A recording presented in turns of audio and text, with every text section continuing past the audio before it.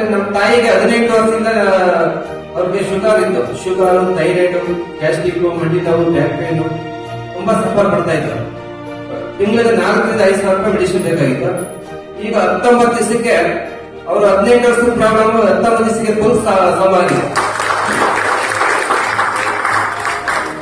Walking ಹೋಗಿ ಬಂದ್ರೆ ಬರ್ತಾ ಇದ್ರು, ಬಂದು ಹತ್ಕೊಂಡು ಮಲ್ಕ ಬರ್ತಾ ಇದ್ರು. ಅವಾಗ ಯಾವ್ದೋ ಎಣ್ಣೆ ತಗೊಂಡೋಗಿ ಫುಲ್ ಮಸಾಜ್ ಮಾಡ್ತಾ ಇದ್ದೆ, ನಾನ್ ಮಾಡ್ಬೇಕಾಯ್ತು. ಇವಾಗ ತುಂಬಾ ಖುಷಿಯಿಂದ ಹೇಳ್ಕೊತಾ ಇದ್ರೆ ನೆಕ್ಸ್ಟ್ ವೀಕ್ ಅವರು ಸ್ಟೇಜ್ ಮೇಲೆ ರಿಸಲ್ಟ್ ಹೇಳಿ. ನನ್ನ ಮಗ ಇಮಿಡಿಯೇಟ್ ತಗೊಂಡ್ ಬಂದಿದ್ದ, ಸರಿ ಆಮೇಲೆ ಶುರು ಮಾಡಿದೆ. ಯಾವಾಗ್ಲೂ ನನ್ನ ಸೊಸೆ ತಿನ್ನು ಮಾತ್ರೆ ಅಂತಿತ್ತು. ಈಗ ಯಾರು ಕೇಳ್ಬೇಕಾಗೇ ಇಲ್ಲ, ಅವ್ರು ಹೇಳಕ್ ಮುಂಚೆ ನಾನು ತಿನ್ಬಿಟ್ಟಿರ್ತೀನಿ. ಯಾವಾಗ ಮಮ್ಮಿ ಅಂದ್ರೆ ನನ್ಗೆ ಈಗಾಗಲೇ ಗ್ಯಾಸ್ಟ್ರಿಕ್ ಇತ್ತು, ಹೊಟ್ಟೆ ಯಾವಾಗ್ಲೂ ಉಬ್ಬರ ಬರೋದು, ಒಂಥರ ಕೂತ್ಕೊಂಡೆ ಕಲ್ಲಿದ್ದಂಗೆ ಇರೋದು.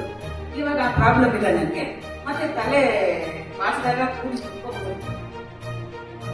ಟ್ರೀಟ್ಮೆಂಟ್ ತಗೊಂಡಾಗ ಎಲ್ಲ ಹೋಗಿತ್ತು, ಮತ್ತೆ ಎಲ್ಲ ಬಂದಿದೆ. ಮತ್ತೇನ ಆ ತರ ಆಗ್ಬಿಡುತ್ತಾ ಅಂತ ಭಯ ಆಗ್ತಿರೋದು ನನಗೆ. ಈಗ ಏಡ್ಸ್ ಎಲ್ಲ ಉದ್ರೋದೆಲ್ಲ ಕಡಿಮೆ ಆಗಿದೆ. ಆಮೇಲೆ ಇದು ಸ್ಕಿನ್ ಸ್ವಲ್ಪ ಸುಟ್ಟಾಗಿತ್ತಲ್ಲ, ಅದೆಲ್ಲ ಸ್ವಲ್ಪ ಇವಾಗ ಲೋನೆಸ್ ಬರ್ತಾ ಇದೆ.